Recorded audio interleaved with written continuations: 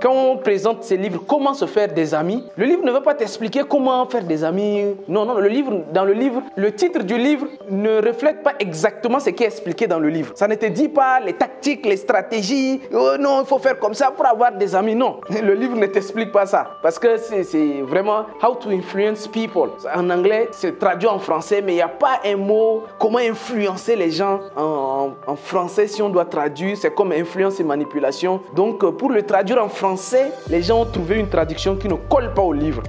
Donc la confiance est quelque chose qui est plus important que la compétence. Les gars analysent tout. Tu critiques beaucoup. Toi, tu te plains beaucoup. Tu fais ceci, tu fais cela. Les gars analysent tout. Parce que la compétence n'est pas hyper important. Il y a d'abord la confiance. Et ensuite, il y a le bon comportement. C'est ça d'abord. C'est pour cela, il y a un adage africain qui dit « Là où ta compétence ne peut pas t'amener, ton comportement peut te conduire. Là où ta compétence ne peut pas t'amener, il n'y a que ton comportement qui peut t'introduire. » Soyez sincères, quoi. Vous allez voir que vous allez établir beaucoup de relations. Moi, je donne pour principe, si tous les mois, tu n'as pas 10 nouvelles relations, c'est que tu n'es pas quelqu'un qui n'est pas magnétique. Tu ne comprends pas ces principes-là. Donc, donnez-vous pour objectif maintenant, tous les mois, d'avoir 10 nouvelles relations. Quand tu vas au champ, la caissière qui est là, apprécie-la. C'est pas non, les garçons, voilà. Mais apprécie-la juste à sa juste valeur. Ou bien apprécie le travail. Il n'y a pas un mot que tu as entendu plus que ton nom. Voilà pourquoi quand tu passes même dans la rue, tu as l'impression que quelqu'un t'appelle. Personne ne t'appelle, hein, mais tu as l'impression que quelqu'un t'appelle. Parce que Abou, combien de fois les gens t'ont dit Abou dans la journée? Il n'y a pas un autre mot qui est revenu plusieurs fois, Abou Ndongo. C'est pour cela quand les gens ils meurent, ils veulent que leur nom reste. Donc quand il va construire un immeuble, il va mettre son nom là-bas, immeuble Abou Ndongo. C'est pas pour rien. Les gens ils veulent même que leur nom reste. C'est même pas eux. Les gens ne travaillent même pas pour l'argent. Ils travaillent pour leur nom. Les gens ils veulent que quand de leur vivant, ils vont construire une école qui va porter leur nom. Donc, bonjour tout le monde. Une fois de plus, merci beaucoup. On se revoit aujourd'hui. Je vais essayer de savoir comment ça va faire. Donc, pour éviter tous les risques, je vais mettre un deuxième micro là pour être sûr de récupérer le son. Donc, aujourd'hui, nous allons étudier 2 livres en même temps parce que ces 2 livres que j'ai entre les mains parlent à peu près de la même chose sous une autre forme.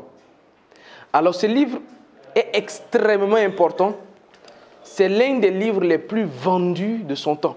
Et d'ailleurs, ça continue de faire toujours l'objet des classements des livres toujours les plus vendus.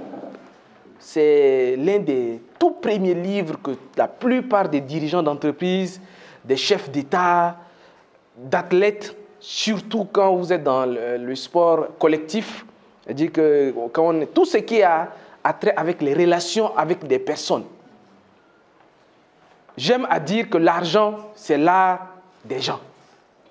Donc, si tu veux l'argent, il faut comprendre les gens. Parce que l'argent, tu ne vas jamais fabriquer. Dans tout le Sénégal et dans toute l'Afrique de l'Ouest, il y a une seule banque qui régule la monnaie. Donc, la monnaie n'est pas, c'est pas fabriqué ici, mais c'est-à-dire que c'est très compliqué pour que toi, tu fabriques l'argent dont tu as besoin. Donc, l'argent dont tu as besoin, tu ne vas pas être, toi, la personne qui va fabriquer. Donc, l'argent arrive entre les mains de certaines personnes. L'argent arrive entre les mains des gens. Et donc, si tu veux leur argent, il faut les connaître. C'est comme un fou qui ramasse un billet de 10 000. Comment tu fais pour le convaincre de te donner les 10 000? Qu'est-ce que tu vas lui dire? Qu'est-ce que tu dis à un fou qui vient de ramasser? Lui prend un billet de 10 000, il ne sait pas que c'est un billet de 10 000. Toi, tu connais que c'est un billet de 10 000. Mais lui ne connaît pas que c'est un billet de 10 000. Donc, si tu ne connais pas le langage du fou, tu risques de ne pas prendre l'argent qui est avec lui. Donc, pour qu'il te donne ces billets d'argent-là, il faut connaître son langage. Tu sais que si tu dis ça, ou bien tu fais ça, il peut te donner. Parce que là, tu connais son langage. Et les humains ont leur langage. Les humains ont ce qui les fait réagir positivement. C'est-à-dire que les humains, ils sont ce qu'ils sont. Et chacun réagit positivement en fonction de sa personnalité, de son éducation, ainsi de suite. Donc, si tu veux l'argent, c'est-à-dire que tu veux ce qui est avec ces gens-là, il faut comprendre le langage des gens. Voilà pourquoi les politiciens ils sont obligés de connaître beaucoup de personnes. À chaque localité où ils vont faire des meetings dedans, ils savent ce qu'il faut faire pour avoir l'adhésion des gens. Ils savent ce qu'il faut faire pour établir des relations. Ils savent ce qu'il faut faire pour cultiver les relations. Ils savent ce qu'il faut faire pour que les gens les suivent d'eux-mêmes. Que les gens votent pour eux. Tu dois savoir ce que tu veux. Et quand tu sais ce que tu veux, ce n'est pas avec toi, c'est avec quelqu'un. Et tu dois savoir ce que la personne veut, ou bien ce que la personne pense. Et donc, tu lui dis ce qu'il... Voilà. Tu arrives à réussir à l'expliquer comment il doit te donner son argent. Donc, si tu es un entrepreneur, tu dois comprendre ça. J'ai dit que c'est des livres... Barack Obama disait encore que c'est son livre de cheveux. C'est-à-dire qu'avant de dormir, c'est ce livre-là qu'il lit. À son réveil, c'est ce livre-là qu'il lit. Quand on présente ces livres, comment se faire des amis, le livre ne veut pas t'expliquer comment faire des amis. Non, dans le livre, le titre du livre ne reflète pas exactement ce qui est expliqué dans le livre. Ça ne te dit pas les tactiques, les stratégies. Oh non, il faut faire comme ça pour avoir des amis. Non, le livre ne t'explique pas ça. Parce que c'est vraiment « How to influence people ». En anglais, c'est traduit en français, mais il n'y a pas un mot « Comment influencer les gens ». En français, si on doit traduire, c'est comme influence et manipulation. Donc, pour le traduire en français, les gens ont trouvé une traduction qui ne colle pas au livre. C'est pour ça qu'on dit comment se faire des amis. Mais en réalité, le livre va t'apprendre la psychologie humaine. Alors, ce deuxième livre est extrêmement important parce que ça reprend un peu les principes de ce livre, parce que c'est le même auteur, Dale Carnegie. Ça retrace un peu les principes de ce livre, mais lui, il va un peu montrer l'application dans le business. Comment vendre. Parce que ce livre dont je suis en train de vous parler, c'est utilisé par tout le monde. Politiciens, entrepreneurs, artistes, sportifs, tout le monde. Guide spirituel, religieux, tout le monde. Mais celui-là va te ramener au côté business. Les mêmes principes énoncés ici vont être retracés ici pour voir comment tu appliques ça maintenant dans le business. On se comprend un peu. Donc, pour aller très rapidement, ce que ce livre va détailler, ça va détailler les 5 étapes de la vente. En gros, nous, on a déjà vu nos propres étapes de la vente que nous-mêmes, nous avons élaborées. Mais ce livre va élaborer ces 5 étapes de la vente. Le livre va lui-même élaborer, c'est-à-dire que dans le livre, vous allez retrouver 5 étapes. Le livre va expliquer à peu près les 5 étapes de la vente, dont je vais vous écrire très très rapidement pour qu'on ne perde pas de temps dedans. Le livre va dire que les étapes de la vente, il faut rencontrer les gens, collaborer,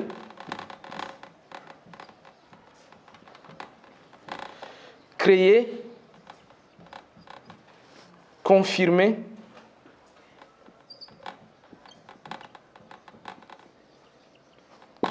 et s'engager.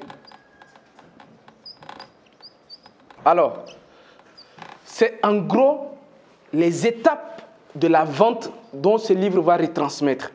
Mais toutes ces étapes qui sont là, utilisent les principes qui sont là. Je ne sais pas si on se comprend un peu. Tous les principes contenus dans ce livre-là vont être utilisés pour rencontrer les gens, pour savoir collaborer avec les gens. Les principes de ce livre vont te permettre de savoir créer des liens, de confirmer. Elle dit que les objections, les gens qui hésitent encore, de savoir confirmer, vraiment amener les gens à confirmer, mais surtout amener les gens à s'engager dans une vente, dans quelque chose avec. Donc, ce sont les 5 étapes de la vente. Nous, à notre niveau, nous avons déjà défini avec vous la méthode CAGE. On avait dit comprendre sa cible, argumenter, gérer les objections, engager le prospect et faire un suivi. Ça, c'est nos étapes propres en interne que nous avons définies pour nos ventes. Mais ce livre va avoir aussi ses propres étapes. Nous, on a aussi nos étapes pour vendre, eux aussi ils ont. Mais à peu près, vous allez comprendre que peu importe les étapes, les principes pour comprendre les gens, donc comprendre sa cible, savoir argumenter, savoir gérer les objections, engager quelqu'un dans une relation ou bien dans une vente, mais surtout faire un suivi. Faire en sorte que la personne reste, devienne ambassadeur et tout ça. Donc, ce sont des principes très, très puissants que nous allons voir ensemble. Donc, ces livres les principes de ces livres sont catégorisés en 3. Donc, on a 3 catégories. On va commencer très, très rapidement. Alors, voici les 3 catégories, c'est-à-dire que les principes que vous allez retrouver dans ces livres. Voici à peu près les différentes catégories. La première catégorie des principes de ces livres, c'est comment établir des relations. Comment établir des relations. Deuxième, comment susciter l'adhésion. Comment susciter l'adhésion. Ou bien encore, comment rallier les gens à ta cause. Comment faire en sorte que les gens se rallient à ton point de vue, à ta cause. Et la troisième catégorie des principes qui est contenue dans ce livre, c'est comment être un leader. Comment se faire suivre. Comment faire en sorte que les gens puissent te suivre. Comment si tu crées une association, les gens peuvent facilement adhérer et suivre. Adhérer, en fait, c'est susciter l'adhésion. Mais suivre, là, c'est-à-dire que les gens, ce que voilà, ils s'engagent à te suivre, quoi. Dans ce que tu fais. Les gens, ils te suivent dans ce que tu fais. Oui, le projet. On se bat pour un projet. Les gens, ils te suivent dans ton projet. Ils ne savent pas c'est quoi le projet. Mais on te suit dans ton projet. Tous les vendredis, les gens viennent à la mosquée. Tu ne sais pas. Et puis le nombre de personnes qui viennent à la mosquée ne fait que s'agrandir. Un jeune pasteur qui ouvre une petite église, vous ne vous rendez pas compte, 2-3 ans, son église est bombée de monde, il casse pour construire une grosse église. Vous voyez un peu. C'est comment faire en sorte que les gens ils te suivent. Parce que c'est le sommet. Ce sont des compétences que nous allons commencer à aborder, le leadership. Nous allons commencer à aborder ces compétences au mois d'octobre comme ça. En octobre, parce qu'actuellement, tous les livres que je suis en train d'étudier avec vous sont des livres classiques, ce sont des livres de base, dont je veux que tout le monde soit au même niveau avant qu'on passe à l'étape supérieure. Ce sont uniquement des livres de base, tous les livres que nous sommes en train d'étudier là. Mais après, quand on va passer dans le leadership, vous allez comprendre maintenant beaucoup de choses parce que c'est le sommet de toutes les compétences sur Terre.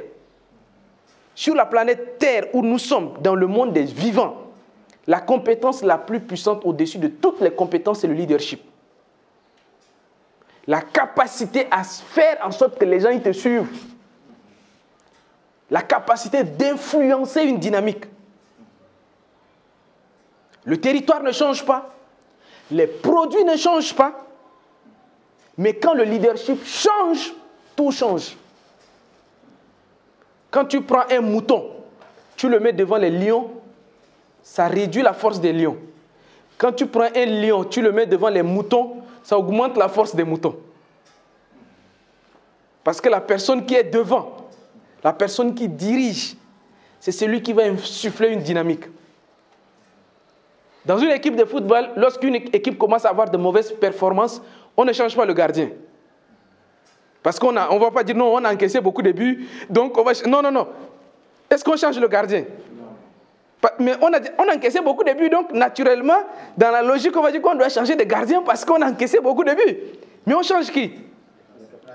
On change l'entraîneur. Pourquoi? C'est-à-dire que, visiblement, vous allez commencer à critiquer les joueurs. Le gardien, non, il encaisse beaucoup de buts. L'attaquant, il ne marque pas. Si les attaquants marquaient beaucoup de buts, on allait gagner. Non. Et le problème, ce n'est pas là-bas.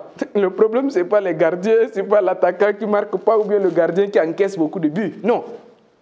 Le problème, c'est le leader.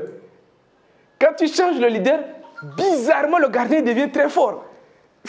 On ne sait pas ce qui s'est passé. Mais le gardien devient très fort. Le gardien qu'on pensait qu'il était nul là. Vous allez voir des joueurs comme ça. À l'arrivée d'un nouveau entraîneur, les joueurs deviennent très forts. Vous ne savez même pas. Vous allez vous demander, mais où était leur capacité? Ces gars-là, quand tel entraîneur était venu, Moi, je prends type. On n'est pas encore dans le leadership, mais je vous donne juste un exemple parce que ce sont les différents points qui sont abordés dans ce livre. Je prends le cas du PSG. À l'époque du PSG, quand vous prenez, à l'époque de Messi, il y avait Messi, il y avait Neymar, il y avait Mbappé. Attends, vous imaginez une équipe comme ça? Mbappé, Messi, Neymar, avec tous les autres grands joueurs de l'époque, Verratti, mais ils n'ont pas remporté. Ils n'ont pas remporté la Ligue des Champions.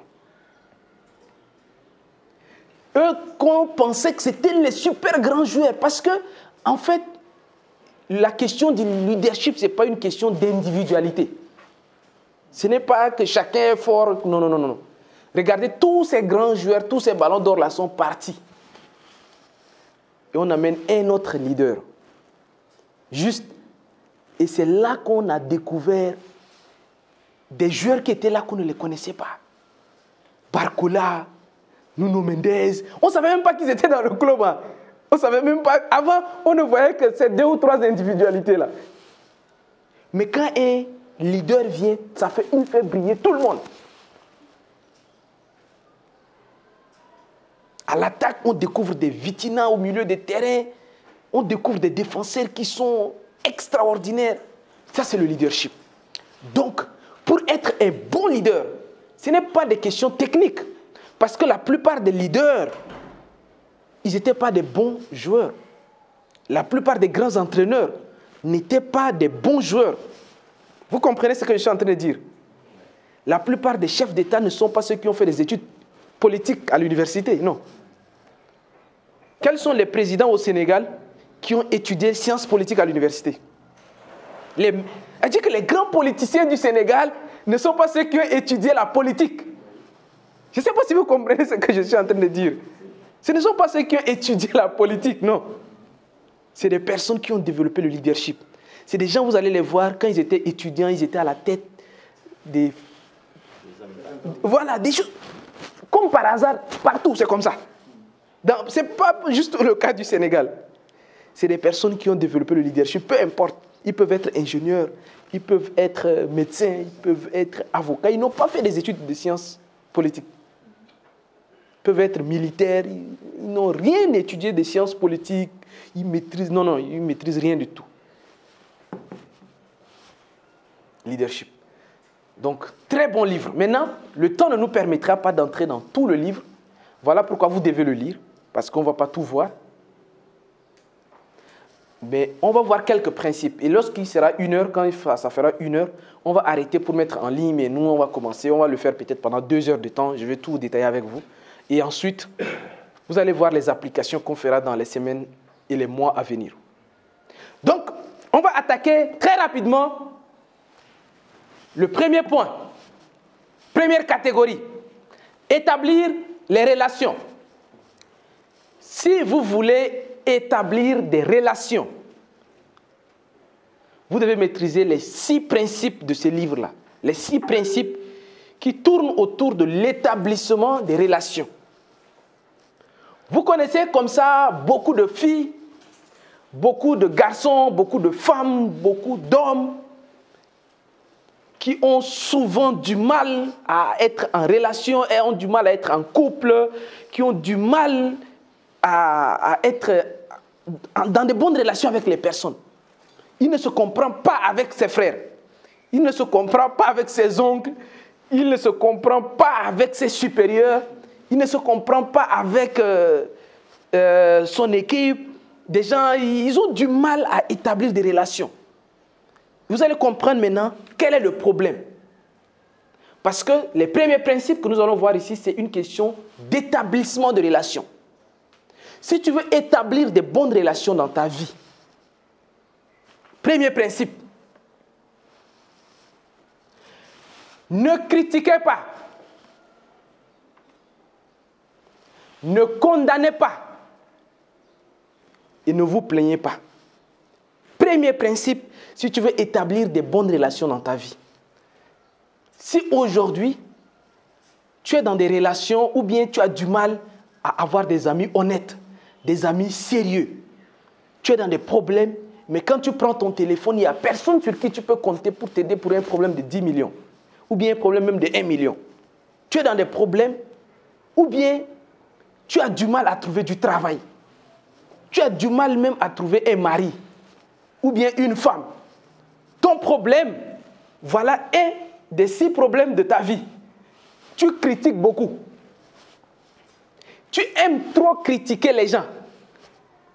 Lisez le livre, vous allez comprendre. Le problème avec le fait de critiquer souvent, il y a des personnes, dans leur bouche, c'est seulement critiquer les gens. Quand ils ouvrent la bouche, c'est seulement descendre d'autres personnes. Le livre dit clairement, voici un principe extrêmement important. Quand je viens trouver Malik Sarr, et je dis que Malik Sarr, tu sais, Abou Ndongo là, c'est un connard. Lui, il ne vaut rien. Lui vraiment, je ne sais pas comment il fait, mais c'est un connard. En fait, ou bien il a fait quelque chose. Tu sais, lui, il vient d'acheter une moto, mais sa moto là, c'est une carcasse moto comme ça. Ça dit que si je suis quelqu'un, je suis venu critiquer Abou Ndongo devant toi. Mais le problème qui se pose ici, ce n'est plus Abou Ndongo. Toi, qu'est-ce que tu penses de moi? Vous voyez un peu le problème? Qu'est-ce que toi tu penses de moi à partir du moment là? Tu commences à te méfier de moi. Parce que tu te dis que si il vient me parler de Abou Ndongo, peut-être quand il va aller voir Dabo, il va parler de Dabo. Donc toi tu commences à te méfier de moi.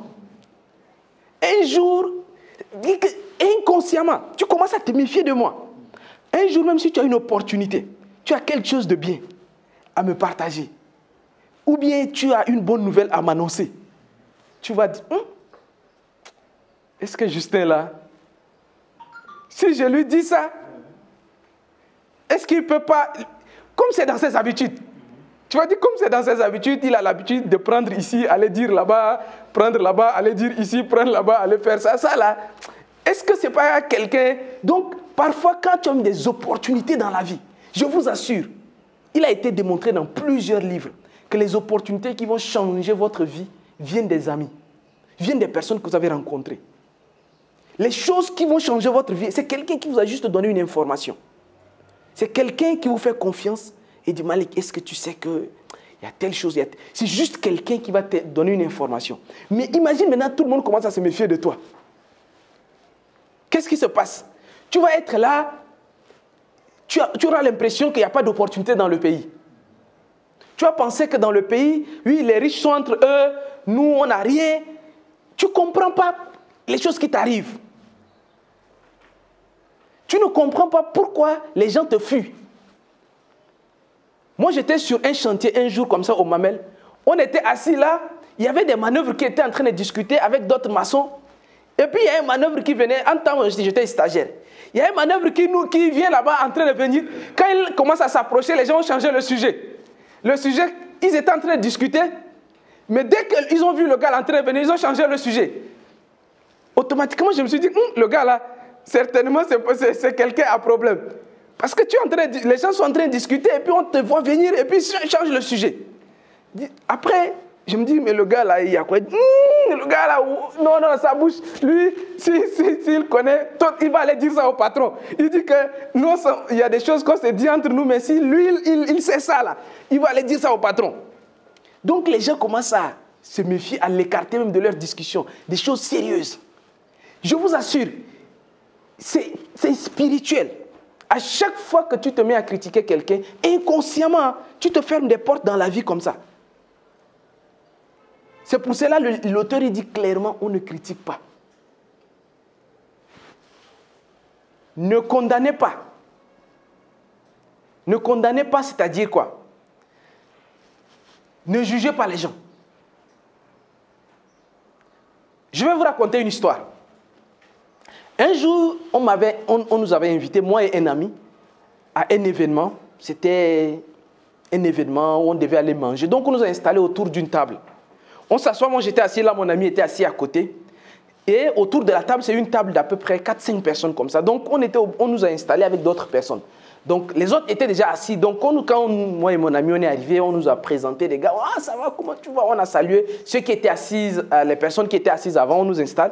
Et après, un peu, quand on a commencé à manger, mon ami commence à m'expliquer. Il dit que Justin, est-ce que tu te souviens de... C'est un ami à nous en commun.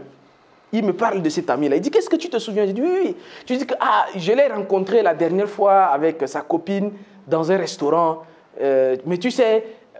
eux, franchement, ils sont sur un business, mais ils m'avaient demandé de lui prêter 500 000 pour mettre dans un business. Mais je ne sais pas si le business a marché ou pas. Mais ça fait depuis 6 mois comme ça, je l'appelle, il ne décroche pas, je l'appelle, il ne décroche pas. Et bizarrement, la semaine dernière, j'arrive dans un restaurant et je le vois avec une fille là-bas. Et je me suis approché de lui, je lui ai dit, ah bon, je me suis approché de lui, je lui ai dit, mais comment tu vas? Toi, il y a longtemps, je t'appelle, tu ne décroches pas, j'espère qu'il y a quelque chose, mais bon, si tu es en bonne santé, ça va. Et ça, c'est madame. Il dit, madame, ça va? Ah non, ton mari, c'est quelqu'un de bien, hein? Il y a longtemps, on ne s'est pas vu, mais vraiment, ton mari, c'est quelqu'un de bien, quoi. Ça va, il faut vraiment bien prendre soin de mon ami, quoi. Ok, donc, je vais vous laisser, moi, je vais rester juste de l'autre côté, là, mais je vais te parler, hein, avant de finir, avant de rentrer. Il faut m'informer, comme ça. J'ai quelque chose à te dire. Hein. Donc, après, tu m'informes. Il était en train de m'expliquer ce qui se passait avec son ami, qui lui doit de l'argent, qui ne décrochait pas ses appels, et ils se sont rencontrés. Et il m'explique comment ça s'est passé comme ça. Et pendant qu'il était en train de m'expliquer, il y a quelqu'un d'autre, il y avait quelqu'un qu'on venait de nous faire la présentation, qui était assis sur la même table que nous. Et la personne, il dit, ah bon, il te doit de l'argent, et puis tu l'as rencontré? Et puis tu t'es comporté comme ça, il dit, voilà, ici c'était moi là. J'allais le prendre, j'allais serrer ses cols. Même moi, il dit, moi, non, mamie, on ne s'amuse pas avec moi. Moi, si tu me dois de l'argent, je t'appelle, tu ne décroches pas, je descends chez toi. Si c'est devant ta femme, je vais te gifler. Nous, le gars qu'on pensait que c'était un gars qui est cool là, sa manière où il a commencé à parler, nous, là maintenant, on le regarde différemment. Il dit, non, moi, si tu me dois de l'argent, si tu me doubles, si je t'attrape là, tu vas fuir. Le gars, je vous assure, quand on finit, le gars dit, est-ce que je peux avoir votre numéro, quoi? Devinez, est-ce que nous allons lui donner notre numéro, quoi? Moi, j'ai hésité à lui donner mon numéro, quoi. Regardez comment des gens qui condamnent. Pourtant, mon ami, il m'a dit que oui, effectivement, à la fin, le soir, quand ils ont fini avec sa copine, il est venu le voir, il lui a dit que vraiment, c'était des situations qui étaient compliquées, mais maintenant, ça s'est décanté et qu'il devait l'envoyer 200 000 dans la semaine et que voilà, il va l'envoyer et le reste, il va lui proposer. Donc, le gars qui a condamné sans comprendre même les situations. Dans la vie, regardez ce qui bloque beaucoup de personnes.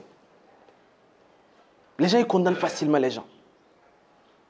Non, moi je ne sors pas avec les garçons qui n'ont pas d'argent. Tu as dit qu'il y a des filles comme ça. Non, moi, un homme qui n'a pas d'argent, moi, il y avait même une fille qui avait dit, non, moi, les piétons là, c'est fini. Si tu es piéton là, il ne faut même pas venir me draguer. Attends, toi, tu juges les gens parce qu'ils n'ont rien, juste... Voilà comment beaucoup de filles se retrouvent célibataires toute leur vie. Parce que, voilà... Ils condamnent les piétons. Non, moi, mais c'est les piétons qui vont demain avoir voiture. Les gens, ils condamnent trop facilement. Je vous assure, lisez le livre. Quand tu lis le livre, tu commences...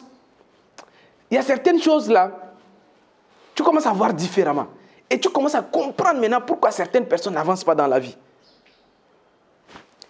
Les gens, ils se plaignent trop. Non, se plaindre. En fait, vous savez, se plaindre, ça veut dire quoi? C'est de parler des choses qu'on n'aime pas. C'est ça, se plaindre. Vraiment, moi, je n'aime pas... Tu es en train de te plaindre. Non, l'autre là, il devait faire quelque chose pour que les choses changent. C'est-à-dire que pour toi, c'est les autres, ce n'est pas toi. C'est ça, se plaindre. Moi, j'ai même un ami. À l'époque, il voulait lancer un business. Il est venu me voir, il voulait lancer un hôtel vers les Almadies. Là. Il m'a appelé, on était venus à peu près 10, nous ses amis. On était venus à peu près, il a pensé à quelques amis. Après, on vient, on s'assoit. Il nous explique qu'il veut ouvrir un hôtel aux Almadies, R+7. Maintenant, bon, comme moi je suis architecte, il comptait sur moi pour faire les plans, et puis il a pensé à d'autres, et puis voilà, financièrement, comment on peut... Vraiment, c'est un projet. Moi, je lui ai dit que, mais, tu vois, il y a tel ami là, est-ce que tu n'as pas pensé à lui? Il dit, non, non, non, non, lui, il faut le laisser. J'ai dit, pourquoi? Il dit que lui, si on le met dans le projet là, si le projet commence à traîner net là, il va nous empêcher de dormir. Il dit que lui, si tu lui mets dans un business, s'il commence à traîner net là, il va vous empêcher de dormir. Il lui a mis dans un business où quelqu'un était en train de bazarder des terrains à 1 million. Lui, il était allé acheter 5 terrains et il a recommandé, il allait acheter 2 terrains. Sauf que c'est délibération. Donc, ça prend du temps pour aller chercher les papiers. Il dit que le gars, il m'appelle 3, 4 fois même dans l'heure. Dans l'heure, il appelle, il dit que mais c'est comment les papiers là? Il raccroche. Après, il appelle, il dit c'est comment? Non, il dit qu'il se plaint trop, il s'inquiète de tout et de rien. Donc, franchement, lui-même... Je pense que c'est la dernière fois le business qu'on a fait ensemble, là, c'est la dernière fois. Si j'ai même une opportunité là, lui, je ne vais même pas lui mettre dedans. Regardez rien que ces premiers principes. Ne critiquez pas, ne condamnez pas et ne vous plaignez pas là. Ça ferme la porte à beaucoup de personnes dans la vie. Parce que vous devez être quelqu'un que lorsqu'on a une opportunité, on pense à vous. Le principe est simple. Hein? Vous devez avoir un comportement que lorsqu'on a une opportunité, on pense à quelque chose. On pense aussi que non, lui, c'est quelqu'un qu'on peut lui mettre sur le coup. Mais il y a des personnes, vous allez voir dans ces pays, ou bien dans presque tous les pays, vous avez, les régimes changent souvent. Même si le régime tel que vous voyez ne change pas, même si ce n'est pas le président qui change, chaque élection présidentielle, il y a des choses qui changent. Que vous le vouliez ou pas. Chaque élection présidentielle, il y a des choses qui changent. Même si le même président reste, le président sait lesquels ont été le plus votés. Même dans mon gouvernement, si j'ai un gouvernement, vous êtes tous dans mon gouvernement. Mais après les élections présidentielles, même si j'ai gagné, souvent vous voyez après les élections présidentielles, il y a un remaniement, il y a un nouveau gouvernement. Parce que, pourquoi? Je ne sais pas si vous vous êtes posé la question, pourquoi à chaque élection présidentielle, il y a un nouveau gouvernement. Parce que c'est le moment où celui qui a pris le pouvoir là, c'est exactement le poids politique de chacun. Il sait exactement le... Je ne sais pas si vous comprenez ce que je suis en train de dire. Dans ta région, imaginez, je peux évaluer par exemple, toi tu es de Thiès, ou bien je prends un autre pays, peu importe le pays, je prends le cas du Tchad, ou bien peu importe le pays, mais je prends une région comme ça. Et c'est toi, tu étais un ministre dans mon gouvernement. Tu es un des ministres de mon gouvernement. Mais pendant les élections présidentielles, tu es de Thiès, mais tu as eu 2% dans ta région. Ce n'est pas la peine de te garder. Parce que tu n'as pas de poids politique. C'est ce que ça veut dire. Je ne sais pas si vous comprenez ça. Souvent, quand il y a des remaniements, c'est comme ça. On prend des personnes qui ont de poids politique dans leur région et on les garde.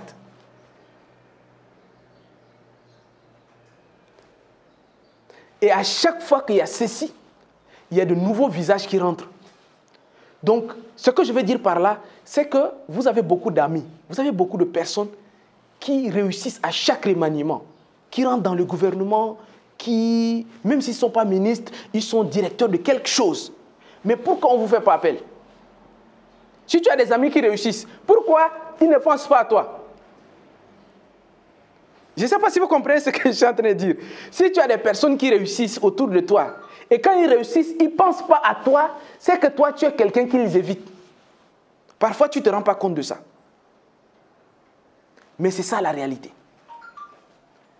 J'étais en train de vous dire tout à l'heure, avant le début de cette formation, que quand vous prenez même dans un gouvernement là, vous allez comprendre, quand je vous disais tout à l'heure que les postes politiques là, la compétence arrive en 3e position. La compétence. Que tu sois très compétent, oui, ce n'est pas parce que tu es compétent qu'on va te nommer ministre. Ce n'est pas parce que tu es compétent que tu vas être directeur d'une société nationale ou bien tu vas être directeur de telle chose. Bien, non, la compétence arrive en 3e position.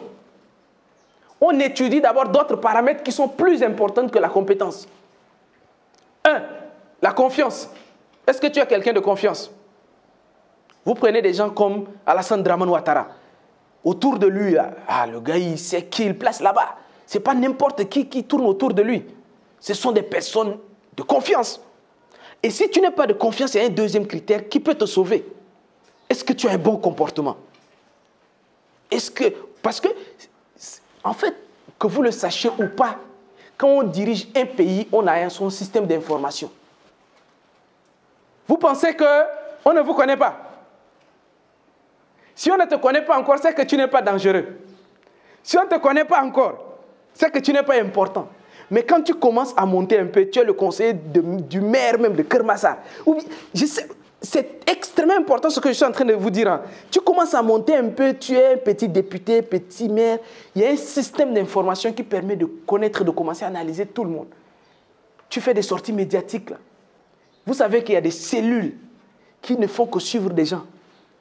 Est-ce que tu sais, on les appelle les attachés de presse, oui? J'ai un grand frère comme ça, quoi. Bon, c'est lui qui contrôle le système gagné de la douane.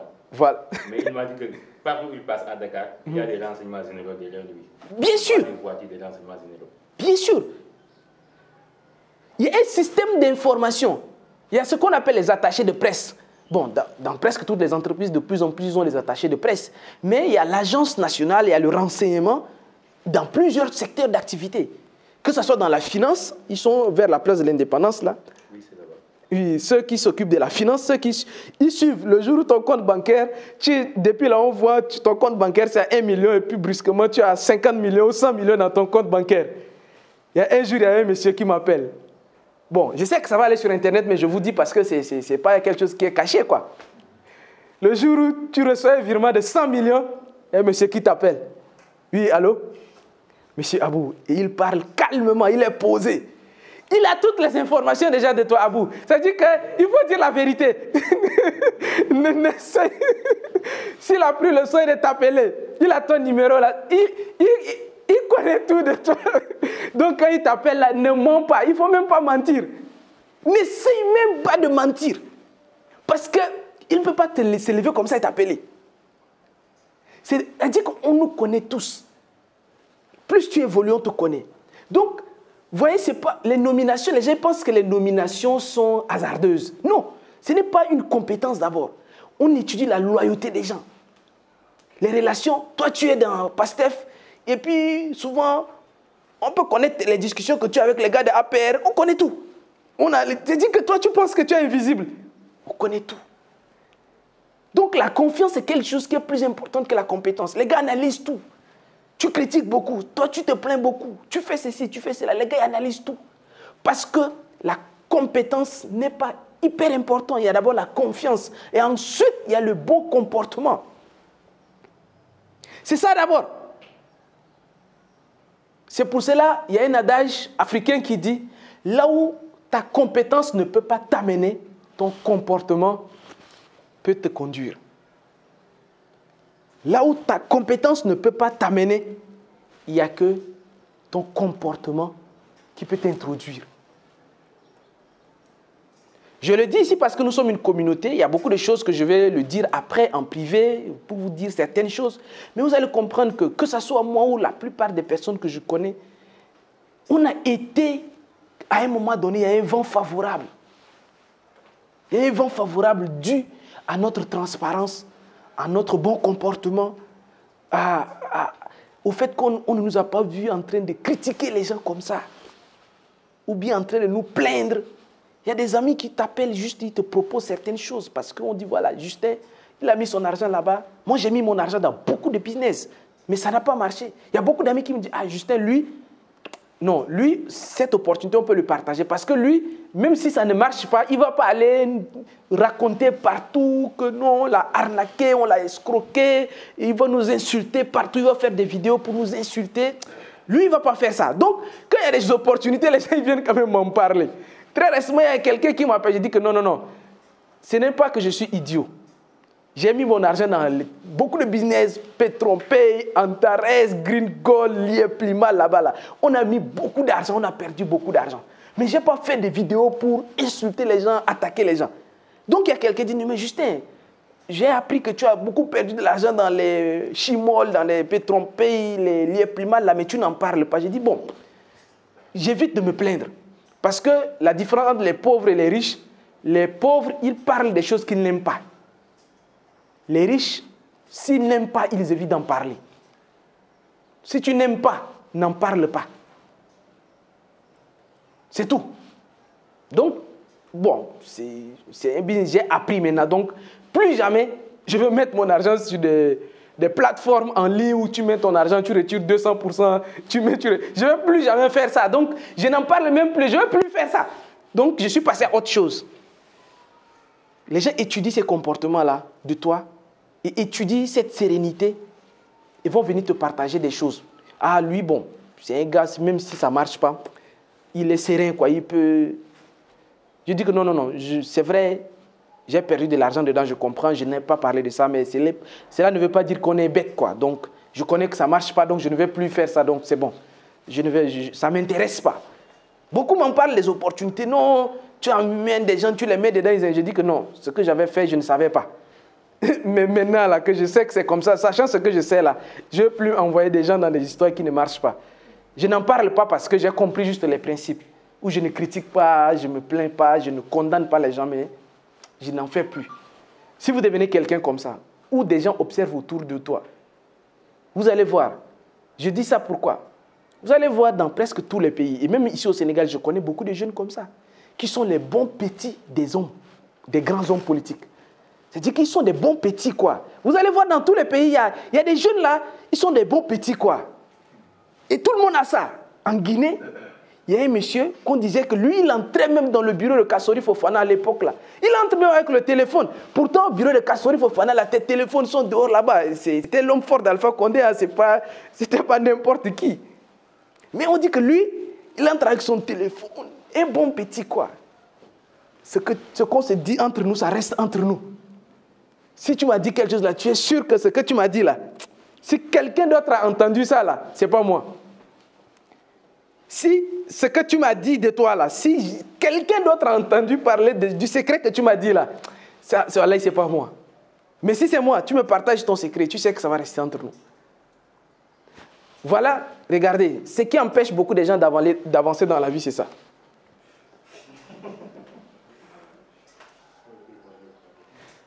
C'est ta bouche qui t'empêche d'avancer. Le blocage de beaucoup c'est aussi simple que ça, quoi. Si tu n'as pas quelque chose de bon à dire, n'en parle pas. Et vous allez retrouver ça. Ce n'est pas un principe religieux. Vous allez retrouver dans la Bible, on dit que non, que ta bouche ne doit dire que des bonnes choses, ou bien dans beaucoup de livres saints, même dans le Coran, il ne faut pas que ta bouche sorte des choses seulement qui maudissent les gens, qui parlent seulement mauvais. Non, ça n'a rien à voir, ça c'est un principe, ces livres-là, ça n'a rien à voir avec la religion de quiconque. Non, c'est un principe de la vie comme ça. Si ta bouche critique trop, condamne trop, te plaint tout le temps, tu n'iras pas loin, c'est tout. C'est un premier principe dans ces livres-là. Je vous disais que le livre ne vous apprend pas comment se faire des amis, mais ça t'apprend comment tu te comportes pour juste être une personne que les gens aiment faire affaire avec toi. Que ce soit en business, dans la politique, ou bien dans les relations amoureuses. Il y a des filles là, toi une copine, il ne faut jamais venir leur parler de ton copain. Si tu as déjà eu un copain, si un gars t'a dragué, et puis tu es en train d'étudier encore son dossier, et puis il y a un bon gars qui vient te draguer, et puis tu as vu que les deux dossiers là, c'est le dossier là qui pèse beaucoup là. Il y a des copines là, il ne faut pas aller les parler de ça. Parce qu'elles risquent d'aller dire à ton nouveau copain là, que, il y a une fille qui se plaint sur les réseaux sociaux qu'elle a partagé ses secrets, qu'elle a avorté, et ainsi de suite, et qu'elle a regretté amèrement toute sa vie, qu'elle ne va plus le faire. Elle allait dire ça à une copine. Oh, terminé. Sa copine là, allait tout raconter à son nouveau gars qui veut le marier là. Voilà comment elle n'a plus d'amis. Elle a dit que toutes les autres filles du quartier commencent à se méfier d'elle. Vous connaissez l'histoire de Freddy et de Soussoua, non? Freddy et Soussoua, ou bien, non, je pense que c'est Freddy. Freddy qui devait voyager. Il est allé, oui, il devait aller en France, il est venu dire à son ami. Tu dis que, voilà, il dit que demain, je m'en vais en France. Mais je veux que ça reste entre nous. Je te fais confiance. Tu es mon meilleur ami. C'est le secret, c'est entre nous. Il faut que ça reste entre nous. Il dit que non, ce n'est pas grave. Freddy, quand tu as dit ça, ce n'est plus un secret. Quand tu as déjà dit, lui, il part, il rentre à la maison et dit à sa femme. Quand ça tombe dans la bouche d'une femme,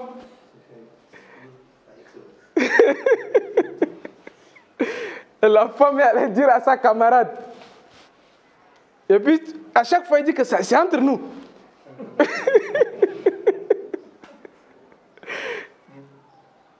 Il dit, Fred, il devait voyager, il allait trouver son ami Soussoua. Il dit, Soussoua, demain, je m'en vais en France. Ça n'a qu'à rester entre nous. Soussoua, lui, il dit à sa femme, il dit que, chérie Coco, ça c'est entre nous. En allant au marché, sa femme croise sa camarade. Il dit, hé, est-ce que tu as appris la nouvelle? Il dit non. Il dit que Freddy s'en va en France, mais vraiment, il faut que ça reste entre nous. Maintenant, la camarade de la femme de Soussoua, elle arrive à la maison, elle habite dans une cour commune. Où elle réunit toute la cour, elle dit que, est-ce que vous savez que Freddy s'en va en France? Mais il faut que ça reste entre nous.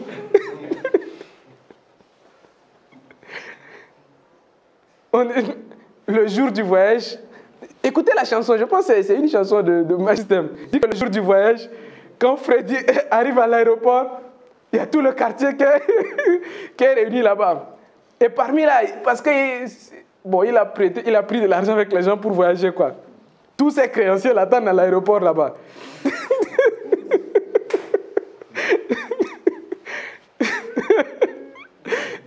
Toutes les personnes à qui il doit de l'argent, elles sont en train de l'attendre à l'aéroport là-bas. Ils disent que bon, on va voir par où tu vas voyager. Quand il arrive, il dit, ah, toi tu pensais que tu partais en France. Il dit que aujourd'hui là, c'est la France qui va venir te trouver. C'est pas en France, c'est France qui va venir te trouver là où tu es là.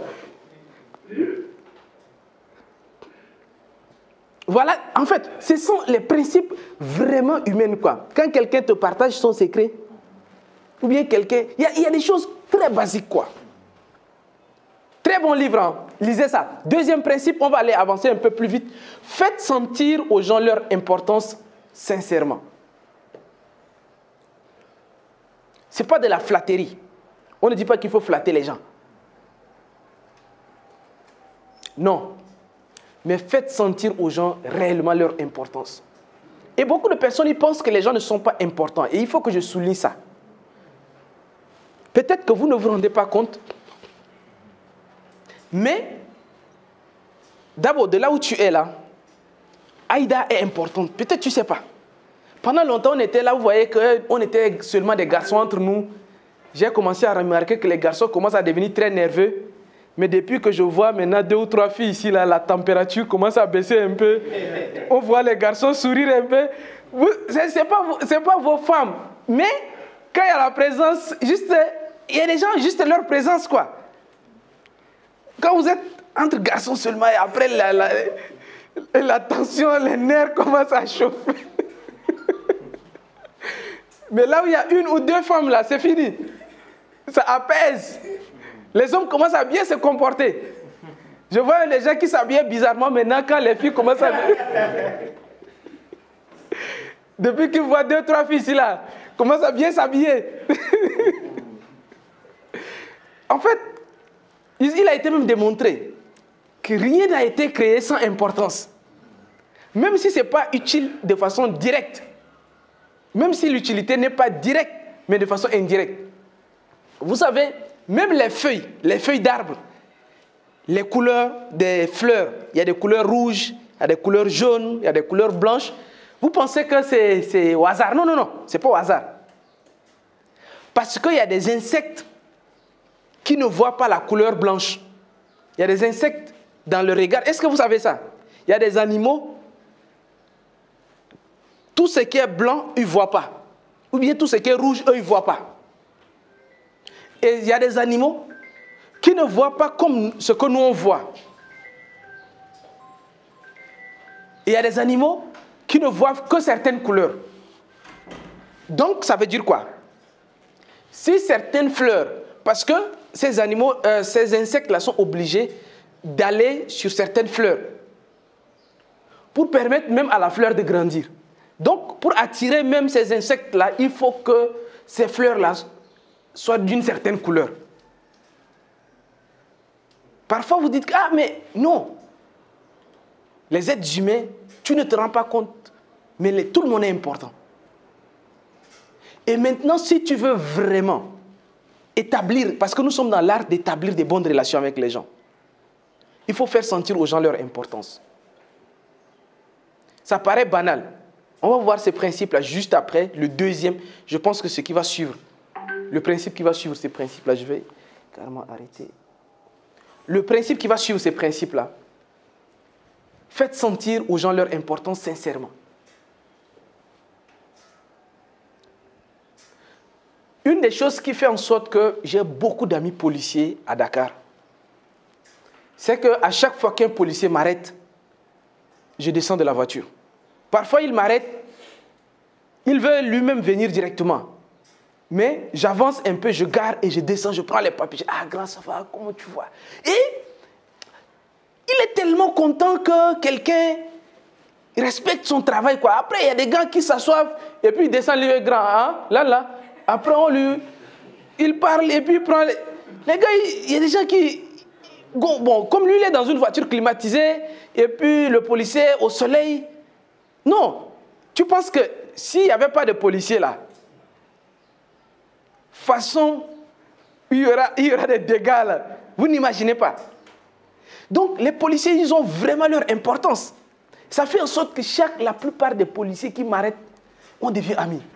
Eux-mêmes, ils ne savent pas pourquoi, mais tellement, juste le seul fait de leur montrer qu'ils sont importants.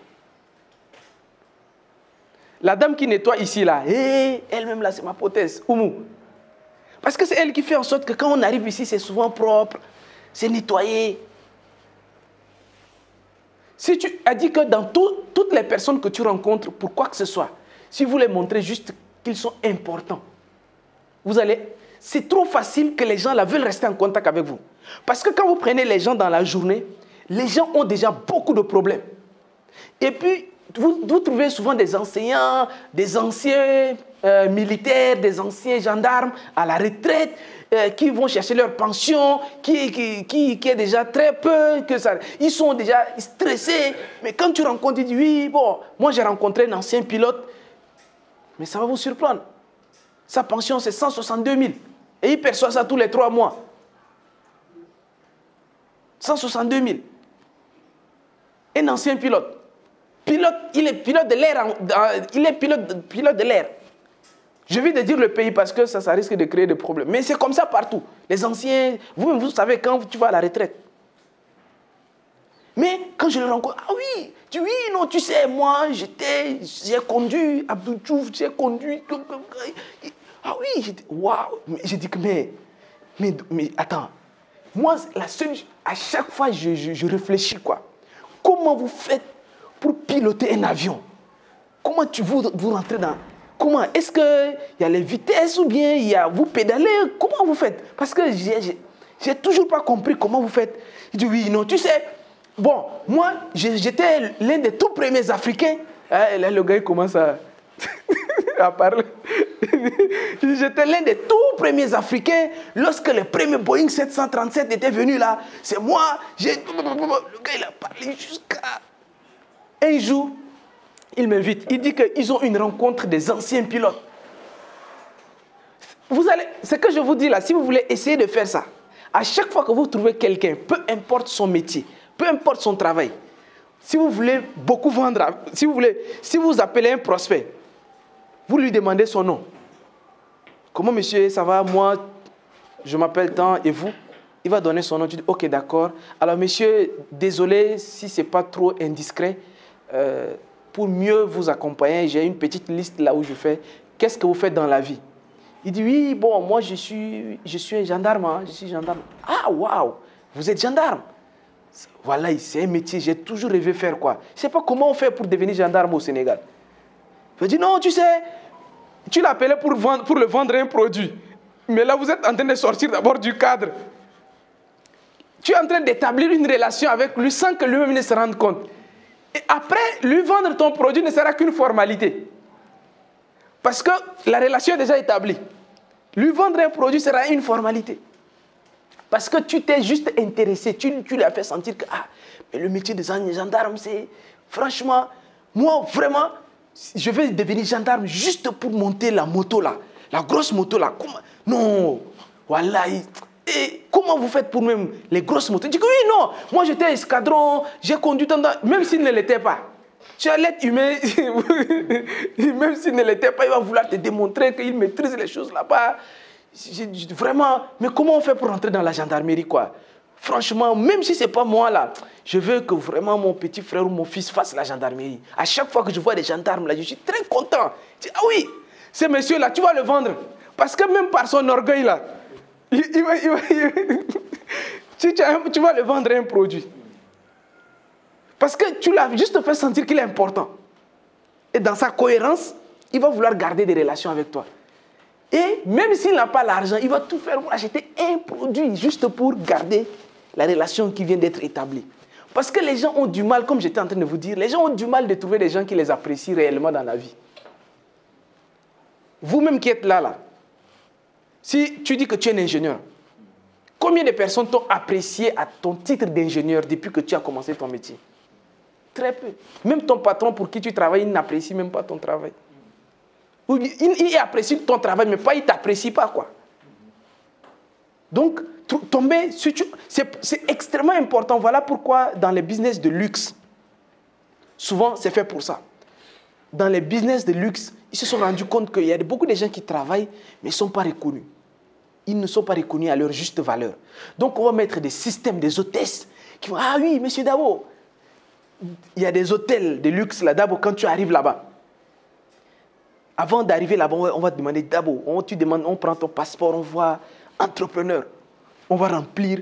Tu arrives dans ta chambre, dans les chambres d'hôtel où je pars, tu arrives là-bas, l'écran dans ta chambre là, dans la chambre, je ne sais pas si vous voyez, ceux qui vont dans les grands hôtels de luxe là, dans ta chambre d'hôtel, quand tu arrives dans la chambre d'hôtel, sur l'écran, c'est ton nom.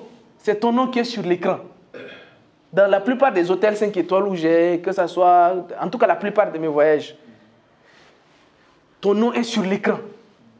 Et tu arrives là-bas, souvent, il y a l'hôtesse là qui a l'impression, tu as l'impression qu'elle te connaît depuis longtemps. Ah oui, monsieur Dabo, comment vous allez? J'espère que vous allez très bien. Alors, et le business? Ah, ça va très bien. Et le voyage, ce n'était pas épuisant. Ah, Dabo. Alors, Dabo, j'ai entendu que vous êtes un grand entrepreneur au Sénégal. Pourtant, tu es un petit entrepreneur, mais juste parce que sur ton passeport, ou bien sur un des documents, c'est écrit entrepreneur. Ah, franchement, j'espère que ce n'est pas très compliqué le métier d'entrepreneur. Comment vous faites même? Tu vas dire que, ouais, non, madame, vous voyez. Avant même de partir là, tu vas lui donner pour boire. Tu vas lui donner peut-être 50 €, 50 $ comme ça. Oui, parce que juste elle vient de te montrer que tu es important. Juste ça. C'est-à-dire qu'elle ne t'a rien vendu. Mais juste le seul fait qu'elle t'a fait démontrer que tu étais important là. Les êtres humains manquent de ça. L'être humain manque. Vous pensez que c'est seulement les femmes qu'il faut apprécier? Non. Les hommes aussi. Un homme même là. Non, on dit non, mais d'abord, toi, tu es un beau gosse, regarde, quand tu souris, regarde comment tu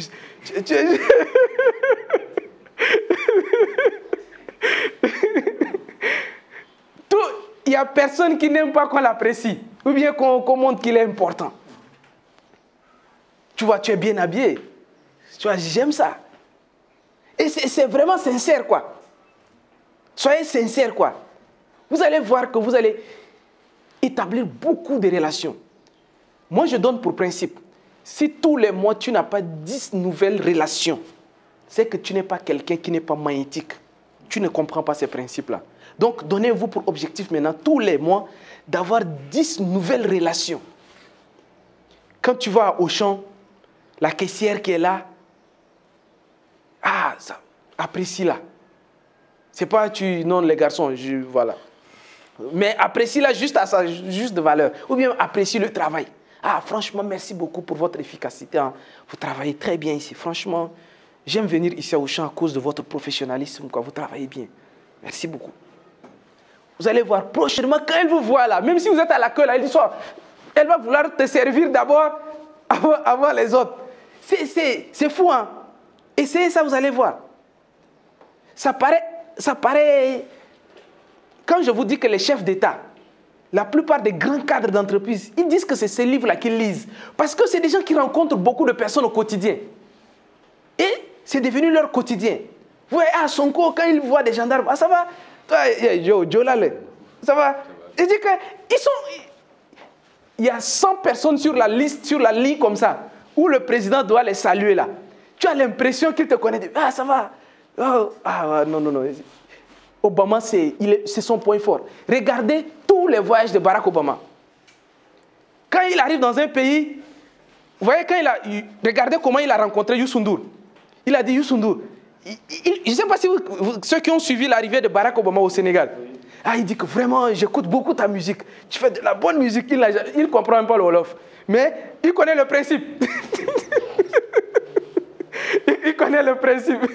Donc, dans la délégation qui accueillait Barack Obama, il y avait Youssou N'Dour dans la vidéo sur YouTube. Vous pouvez retrouver ça. Tapez Barack Obama au Sénégal. Toutes les personnes, tu as l'impression qu'il connaissait tout le monde. Mais c'est des gens qui comprennent le principe. Donc avant de venir, ça c'est maintenant la diplomatie protocolaire, ils vont demander lesquels qui doivent être là, on va leur donner le nom de quelques personnalités, les grands entrepreneurs, les grands footballeurs qui étaient là. Ils vont à peu près connaître les gens là, approximativement avant même d'arriver au Sénégal. Et quand il vient maintenant, il voit El Hadji Diouf, ah vraiment, 2 fois ballon d'or, franchement, je suis très fier de toi. Youssou N'Dour, franchement, tu sais, j'écoute beaucoup ta musique. Là, c'est-à-dire, il est en train de rallier tout le monde à sa cause. C'est des gars qui comprennent ces principes comme de l'eau à boire. Ils comprennent, ils appliquent ça.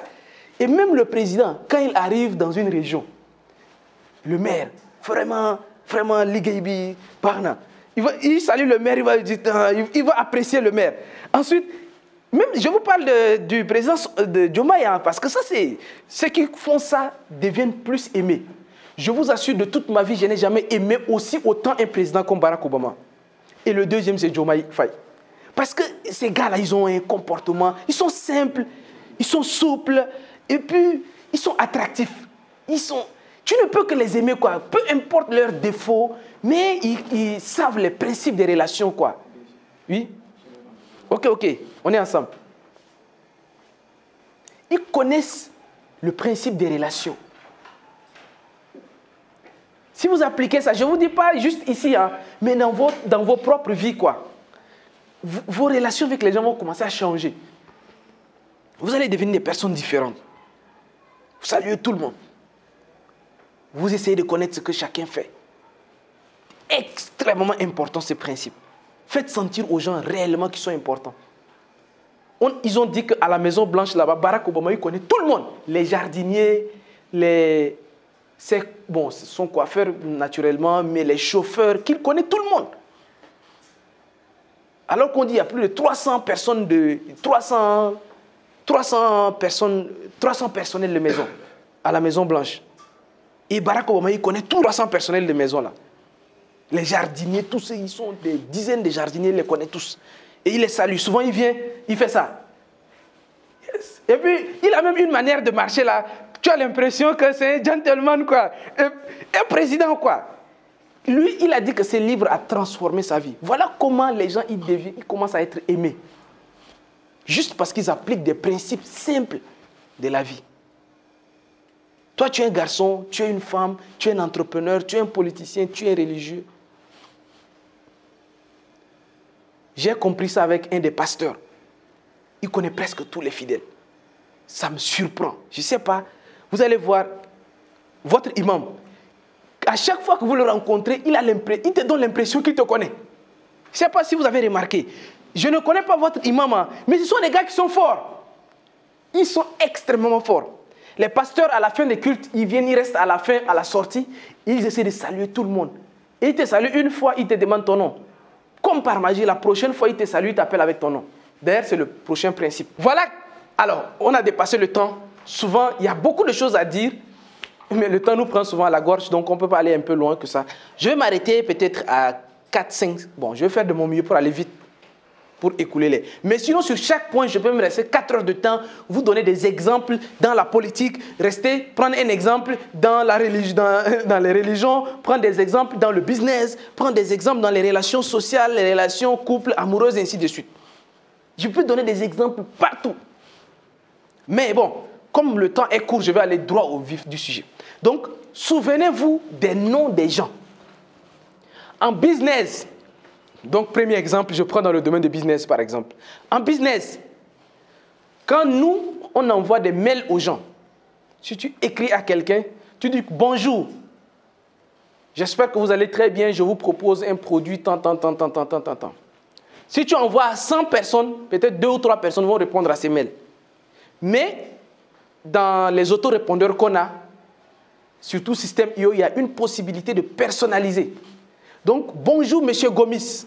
Au lieu de dire juste bonjour, on dit bonjour, monsieur Gomis. Le seul fait que ton nom sorte de la bouche de quelqu'un d'autre va t'apaiser. Les services clients de Orange. Bonjour, monsieur.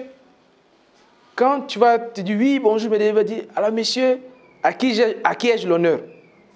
Quand tu vas dire ton nom, à partir du moment où tu as dit ton nom jusqu'à la fin de la conversation, à chaque fois, il va te rappeler ton nom. Je ne sais pas si vous avez dit que oui, donc, oui, bonjour, monsieur Alseni Diallo. Merci beaucoup pour ces informations. Alors, monsieur Diallo, vous savez, ils vont répéter ton nom. Parce que le nom d'une personne est le mot qu'il a le plus entendu de sa vie. Il n'y a pas un mot que tu as entendu plus que ton nom. Voilà pourquoi quand tu passes même dans la rue, tu as l'impression que quelqu'un t'appelle. Personne ne t'appelle, hein, mais tu as l'impression que quelqu'un t'appelle. Parce que Abou, combien de fois les gens t'ont dit Abou dans la journée? Il n'y a pas un autre mot qui est revenu plusieurs fois, Abou Ndongo. C'est pour cela quand les gens y meurent, ils veulent que leur nom reste. Donc quand il va construire un immeuble, il va mettre son nom là-bas, immeuble Abou Ndongo. Ce n'est pas pour rien. Les gens ils veulent même que leur nom reste. Ce n'est même pas eux. Les gens ne travaillent même pas pour l'argent. Ils travaillent pour leur nom. Les gens ils veulent que quand de leur vivant, ils vont construire une école qui va porter leur nom.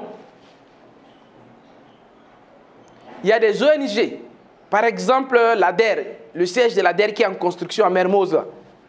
Le gars, il a dit que pour que je finance la seule chose, il faut que mon nom, le centre Ben Zaïd Al Maktoum, à Mermoz là-bas, parce que je faisais partie des architectes qui ont conçu le plan. À l'époque, quand j'étais encore chez mon mentor, Cheikh Ben Zaïd. Elle dit que le gars, il a financé ce projet à coût de milliards juste parce que il veut que son nom, que le centre la porte son nom. Vous imaginez? Quelqu'un, le nom des gens, c'est la chose qui les tient le plus à cœur. En politique, très récemment, Laurent Gbagbo, il a dit « Je ne vais pas laisser des milliards à mes enfants. Mais qu'est-ce que je laisse à mes enfants ?» Pour ceux qui ont écouté son intervention, il dit que je vais laisser mon nom, mais un nom propre. Le nom des gens, je vous assure, si tu oublies le nom des gens, l'un des efforts que je fais le plus dans ma vie, dans les différents bureaux que j'ouvre, c'est de retenir le nom. Quand je l'ai vu pour la première fois, j'ai demandé à Aïda. Depuis là, c'est bon, son nom c'est Aïda, non? Voilà. Aïda, c'est fini. Ça, j'ai retenu. Vous tous, je connais votre nom. Parce que, il ne faut pas, oui, bonjour, bonjour, bonjour. Si je dis bonjour, bonjour, non, non, c'est pas bon. Ah, Dabo. Il ne faut même pas dire bonjour, Dabo. Tu dis Dabo. Vous imaginez? Je dis Dabo. Comment tu vas? Abou. Cheikh Sal. Comment tu vas? Je ne dis pas comment tu vas, Sal. Non, non. Le nom des gens est très important. Si tu veux facilement établir des relations avec les gens, n'oublie pas leur nom. Il y a quelqu'un qui m'a appris cette leçon-là. On se présente une fois. À l'époque, je n'avais pas très bien compris. On se rencontre à un événement, on se présente une fois. Après, quand on a fini l'événement, on sort. Le gars dit, ah, monsieur Moirtodé, comment tu vas? Et moi, j'étais en train de penser à son nom. Je n'avais pas retenu son nom. J'avais tellement honte que lui, je ne sais pas si ça vous fait pas honte de trouver quelqu'un qui te connaît, il t'appelle par ton nom. Et toi, tu ne connais... Ça te fait mal. Première chose, quand un prospect, il t'appelle ou bien il te laisse un message, souvent sur WhatsApp, il y a son nom.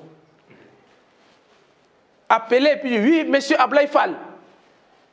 Oui, ou bien tu dis oui, Ablaye Fall. Quand tu appelles un inconnu, commence d'abord par son nom. Si tu as son nom, s'il ne te connaît pas, dis son nom. Oui, bonjour Ablaye Fall, comment tu vas? Même s'il ne te connaît pas, il va répondre. Monsieur dit oui, bonjour monsieur. Ça réduit son intérêt à t'écouter. Il ne faut pas oublier le nom des gens. Quand quelqu'un se présente à toi, maintenant, comment faire ça? Comme tu as demandé, la seule manière, le jour ou les heures qui suivent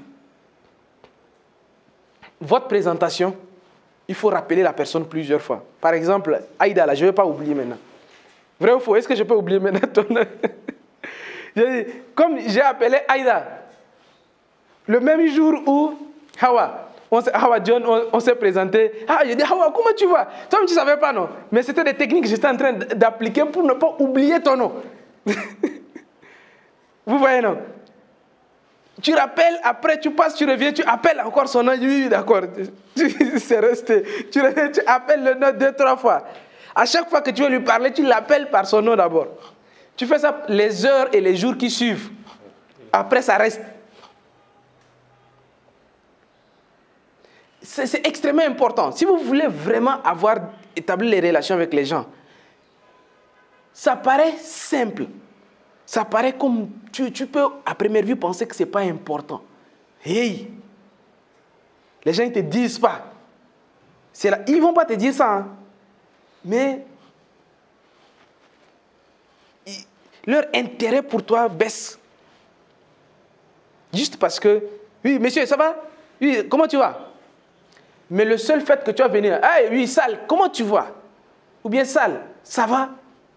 Mais Sal, écoute, tu vois, les livres que tu vends là, j'ai une stratégie pour toi. Parce que, Sal, tu vois, là tu reviens, tu reviens sur son nom, tu es en train de créer une connexion émotionnelle avec la personne.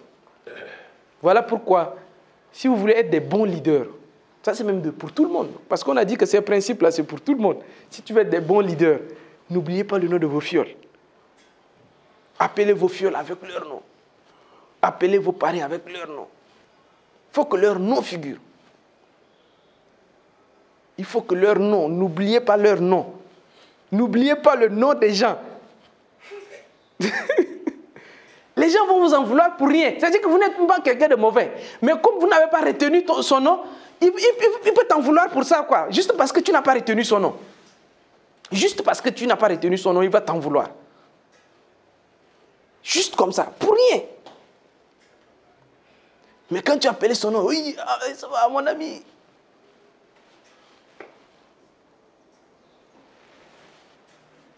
Écoutez activement les gens. Ah oui, ça. L'écoute active. Quand on parle d'écoute active, là, ce n'est pas écouter, croiser les bras et écouter les gens. Écoute active, c'est-à-dire que poser des questions aux gens. C'est ça, écoute active. Écouter activement quelqu'un, c'est de lui poser des questions. Écouter, c'est écouter. Mais écouter activement, c'est poser des questions aux gens. C'est de pousser les gens à parler.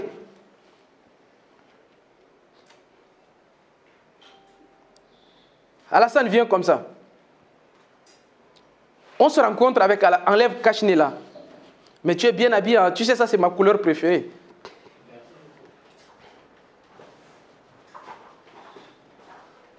C'est très joli en ton habit. Merci. Qui est ton tailleur? Adam. Hein? C'est Adam. C'est Adam Fall. Adama. Adam Fall. Ah, sa boutique c'est où? Avec Guédiawaye. Wow, non mais lui il fait un bon travail. Hein? C'est un bon travail. Mais ça prend combien de temps pour qu'il finisse de coudre ça, par exemple? Une semaine. Une semaine. Waouh, mais il est rapide en plus. Hein. Si, si. Il y a longtemps que tu le connais? Et c'est pas moins cher aussi. C'est moins cher? Oui, oui. Tout ça, c'est 9 000 quoi. Waouh, tout ça là, c'est à 9 000. Le tissu, c'est 4 000 avec les coudres, c'est 5 000. C'est avec 9 000. Waouh, c'est bien alors.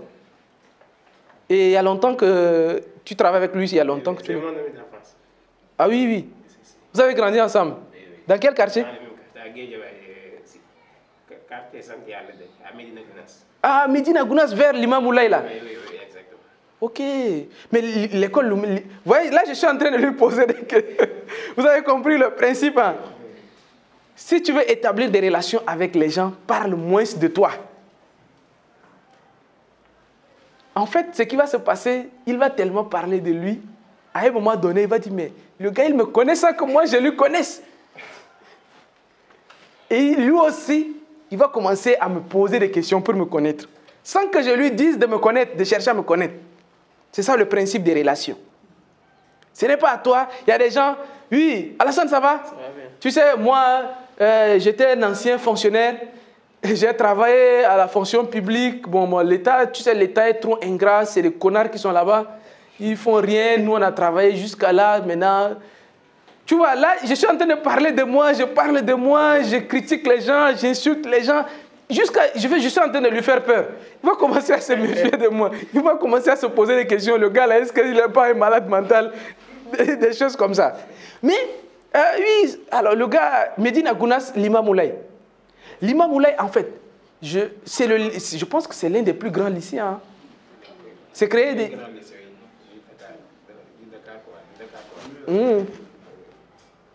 C'est les lycées qui sortent beaucoup de candidats. Quoi.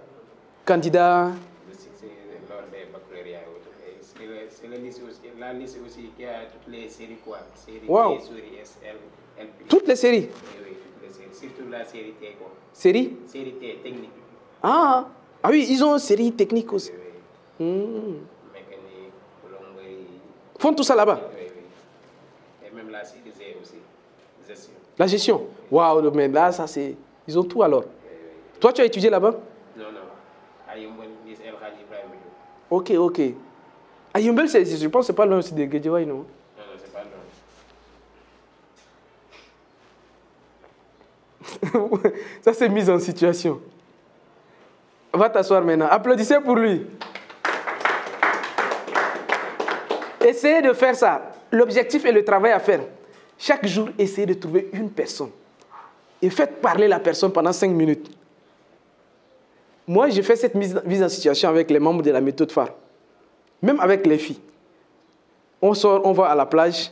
Et je dis, Aïda, je veux que tu trouves un garçon devant la plage ici, là. Tu vois, tu fais parler au garçon là pendant 5 minutes. Et tu me ramènes son numéro de téléphone. Tu vois. On a fait ça. Et on a essayé avec une Comorienne. Il voit un gars qui est en train de faire des pompes. Après, il a commencé à applaudir. Waouh, monsieur, vous êtes fort, hein? Non, tu sais, on essaierait. Le gars, il commence à dire. Il a causé avec le gars jusqu'à... Il a parrainé le gars. En fait, vous allez comprendre ça. Pourquoi c'est important? Il y a des choses que vous avez du mal à avoir dans la vie parce que vous ne connaissez pas les gens. On a dit que l'argent, c'est l'art des gens. Quand tu commences à comprendre les gens, tu vois que les gens, tu établis facilement les relations. C'est le premier principe. Encourager les autres à parler d'eux-mêmes. D'abord, comment tu vas? Ça va, je vais bien. Tu vois, on peut faire un exercice. Hein? Hawa, viens. Avec... Non. Je prends qui? Bon, d'abord, comme tu es, on va faire simple. Donc, viens, je vais vous laisser. Vous venez de vous rencontrer et c'est toi qui joues le rôle de lui faire parler. Vas-y, on va faire ça juste 2-3 minutes. Allez-y. Tu as pour rôle de faire parler Dabo. Donc, Vous allez bien? Ça va, je vais bien. Comment vous appelez-vous? Moi, c'est Ousmane Dabo. Moi, c'est Awa Diallo. Vous avez un très beau bébé. Ah, merci. Vous êtes d'où? De quelle région? Je suis de la région de Fatick. Vous êtes Précisément, dans les îles, quoi, les îles ici. Vous êtes sévère. En partie, oui, parce que ma mère est sévère. Moi, je suis sévère de père et de mère. Ah bon? Oui. Et vous? Et je suis de la région de Fatick aussi. Plus précisément à Diakhao. À Diakhao? Si, parce que j'ai des amis de l'université qui habitent à Diakhao. J'ai des amis à l'université qui habitent à Diakhao. Je ne connais pas précisément à Diakhao, mais bon, je pars souvent en Fatick. Moi, je ne connais pas là-bas. Je sais que mes parents viennent de Diakhao. Ah bon, là, bon, il faudra, bon, un peu savoir d'où viennent tes parents, bon, connaître tes racines, quoi. C'est très important. Et puis les trucs des séries, là, bon, c'est... Et vous avez fait vos études où? Ici à Dakar? Non, je l'ai fait à Fimela. À Fimela, bon, c'est à côté de Diofior, dont vous parlez pas du Diofior arrondissement. Oui, c'est à côté de Diofior. Et bon, c'est là que j'ai fait tout mon cursus en DCI en préliminaire. C'est après que j'ai eu mon bac que je suis venu installer ici à Dakar, chez mon papa. C'est intéressant. Et vous avez fini vos études ici. Et vous avez fait quoi exactement? Bon, après, bon, je suis venu ici et bon, j'ai été orienté à l'université chez Antigo. Et dès mon premier jour, vu bon, l'environnement, bon, avec l'envie là et les gens qui s'asseyent sur des briques, j'ai dit que non, ça c'est pas pour moi. Ça, bon, pourquoi travailler dans ce cadre? C'est après que je me suis renseigné pour les formations, quoi. C'est après que je me suis inscrit là-bas à l'ICAO Saint-Michel, à côté de plan de l'indépendance, quoi. C'est après que j'ai fait la science politique, des relations internationales, en plein commun quoi, avec la gestion de l'organisation.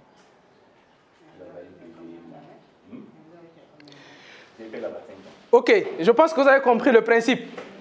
Alors, il y a des choses, par exemple, la posture, des choses comme ça. Ça, c'est de l'art oratoire. On va travailler dessus. Mais le principe qui est que quand vous rencontrez quelqu'un, ne parlez pas trop de vous. Poussez la personne, elle, à parler d'elle. Ça, c'est un principe très, très fondamental dans ces livres-là. Évitez trop, quand vous rencontrez quelqu'un, c'est vous, vous parlez de vous, un livre ouvert. Non. Vous devez pousser plutôt l'autre à parler d'elle. Ça, c'est juste un principe. Maintenant, après la posture, même les questions... Après, tu vois, il y a des questions qui poussent à parler trop. Quand il a dit relations politiques, ça, c'est des bonnes questions, il faut rebondir dessus. Tu vois, il a fait la politique. Mais attends, toi, tu es politicien, ça. Hein? Comment tu vois actuellement l'État du Sénégal? Qu'est-ce qu'ils sont en train de faire comme ça? Tu penses que... Voilà, là... Tu le pousses à... Il y a beaucoup de choses à dire, quoi. Donc, mais c'est le principe de base, d'abord. Le principe de base, dans ces livres, c'est qu'il faut écouter activement. Écouter activement, c'est de pousser les gens à parler d'eux-mêmes. C'est bon. Applaudissez quand même pour eux. Mais c'est le principe de base. Même avec les prospects, dans les premiers instants, il faut poser des questions aux prospects. On a dit ça, non? C'est depuis combien de temps tu souffres? Est-ce que tu as des enfants? On pousse le prospect d'abord, lui, à parler. Pour commencer, ce n'est pas pour dire que toi, tu vas parler. Mais pour commencer, c'est le prospect qui doit parler. Vous partez dans le bureau d'un médecin. Est-ce que le médecin commence directement à parler lui-même jusqu'à la fin? Il va te poser des questions. Et ces questions-là, il aurait pu juste prendre ta pièce d'identité, écrire ton âge, ton nom... Mais il te pose la question pour que tu parles. Parce que quand tu parles, tu t'ouvres. Quand tu commences à parler de toi, là, tu commences à t'ouvrir. Il va dire, oui, tu as quel âge? Il écrit, tu habites quel quartier? Il écrit, tu es marié? Non, tu as combien d'enfants? Ces genres de choses-là. Tu parles, tu t'ouvres, et puis ça crée un climat maintenant. On appelle ça brise-glace. C'est extrêmement important dans le principe des relations. Poser des questions aux gens pour que les personnes parlent d'elles. Tellement d'histoires à raconter, mais le temps est en train d'aller vite. Surtout en politique, j'ai beaucoup de choses à dire là-bas. Et même surtout en religion. J'ai beaucoup d'histoires à raconter là. Mais bon, on pourra revenir dessus. Il y a beaucoup de choses à dire sur ça. Parce que plus tu pousses la personne à beaucoup parler d'elle, tu as acquis la personne. Vous voyez, souvent les garçons, ils sont forts. Quand ils invitent une fille dans un restaurant, c'est des questions. Quelle est ta couleur préférée? Quel est le chien de ton voisin? La couleur du chien du voisin? Est-ce que tu aimes les bonbons? Des questions. En fait, c'est ça les choses, peut-être que vous le faites même sans vous rendre compte. Mais c'était ça le but. Le but, c'est de pousser la personne à s'ouvrir. Parce qu'on ne peut pas entrer dans une relation s'il n'y a pas d'ouverture, en fait. Si chacun est fermé. Je ne sais pas si vous voyez. On se rencontre, on est amis, ou bien on vient de se rencontrer à un événement, ou bien à un restaurant, ou étudiant, peu importe. Mais je suis fermé, toi aussi tu es fermé. On se regarde, dit bonjour, tu dis bonjour. Après, on reste. Qu'est-ce qu'on doit dire après? Il faut qu'on commence à s'ouvrir. Il faut qu'il y ait quelqu'un qui commence à... Pour que ça s'ouvre, sinon, on va se regarder comme ça. Donc, pousser les gens à parler d'eux. Et la personne qui va prendre l'initiative de commencer à poser les questions en avant, cette personne-là prend les devants.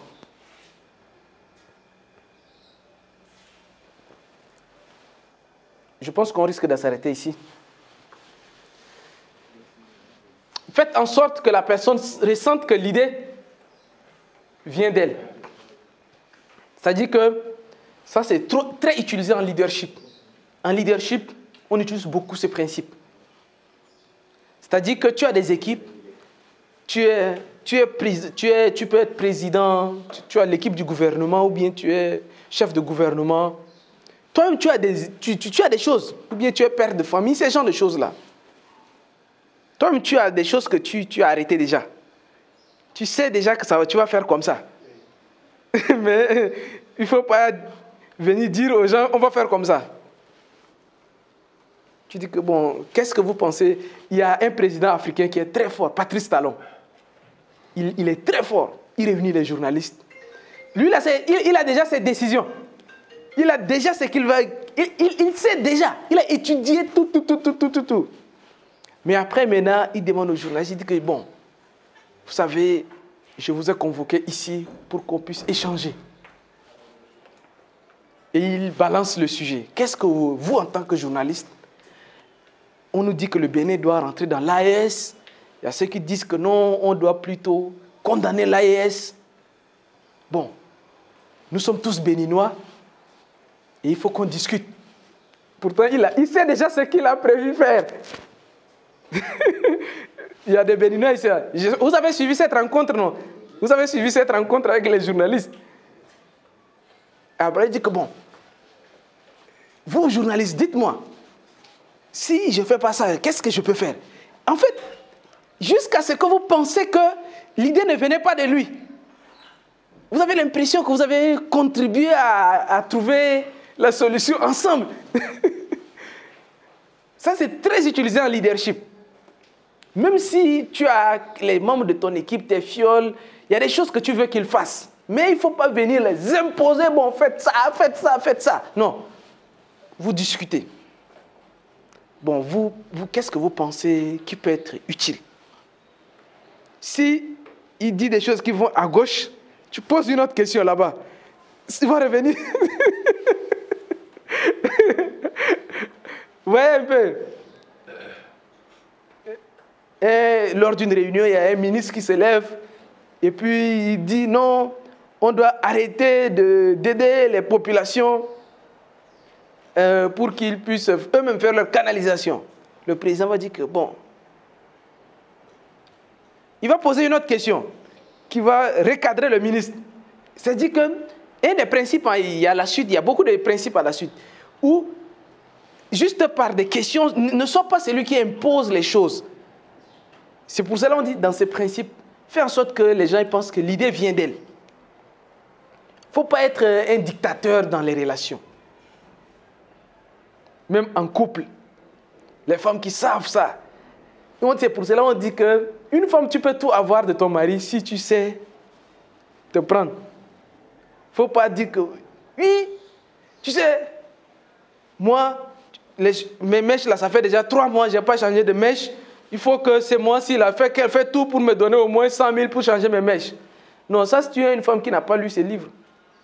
Mais si tu es une femme qui a lu ces livres, qui comprend les principes, tu dis que, mais bébé, ou bien, hey, mon chéri, tu as dit de t'accompagner lors de ton prochain événement, là, tu m'as dit de t'accompagner dedans, non?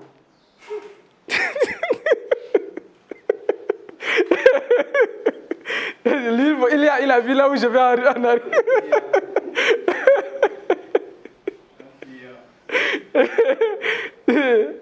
Là, tu dis oui, tu dis vraiment, en tout cas, toi, il faut bien t'habiller. Hein. Vraiment, il faut trouver de nouveaux costumes. Il faut bien t'habiller, franchement, parce que le jour de l'événement, là, il y aura beaucoup de gens qui vont venir faire des photos avec toi. Donc, vraiment, il faut, oui, non, il faut que je m'habille bien. Mais bébé, tu penses que je pourrais faire des photos aussi, moi, là-bas, avec toi? Oui. Bon, est-ce que tu penses que les mèches, là, ça va bien sortir? Parce que si je veux m'afficher à côté de toi, là aussi, si je ne veux pas aussi m'afficher à côté de toi, ce n'est pas la peine. Je vais garder les anciennes mèches, là, mais bon. Oui, c'est vrai quand même. Hein. Tu dis, non, bon, donc, vous voyez, tu amènes la personne à ce que le mari va commencer à te donner de l'argent pour aller refaire tes cheveux, acheter de nouveaux habits, tout en pensant que c'est lui, que l'idée venait de lui. Le livre est tellement important parce qu'on ne force pas les gens à faire des choses dans la vie. Les gens ont leur pourquoi ils font les choses. Donc si tu arrives à les montrer pourquoi ils doivent le faire, ils vont le faire même d'eux-mêmes. En tout cas, à chaque fois que ce livre-là, je l'ai lu, relu, je ne sais pas combien de fois j'ai lu. Mais à chaque fois que je lis ces livres, je découvre encore de nouvelles manières de me comporter dans la société, de nouvelles manières de me faire comprendre, de nouvelles méthodes, de faire en sorte que les gens ils ne soient pas contraints de collaborer avec toi, de traiter avec toi. Franchement, moi, je vous recommande vivement ces livres. C'est un livre simple, pas difficile à lire. Quand vous le lisez plusieurs fois, votre habitude commence à changer.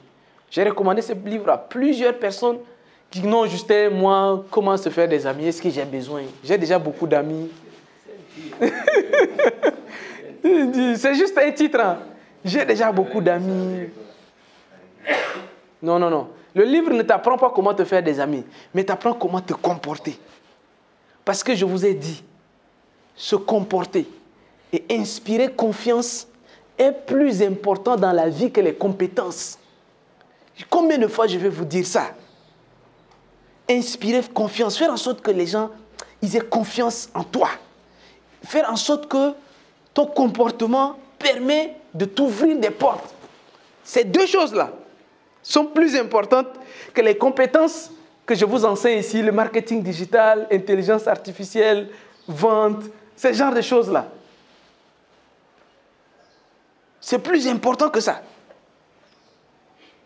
Je ne connais jamais quelqu'un qui inspire beaucoup de confiance et qui meurt de faim. Il y a des gens qui... Vous ne pouvez pas les oublier. Tu ne demandes pas d'argent. Naturellement, ces personnes ne vont jamais manquer d'argent, naturellement. Comme par hasard.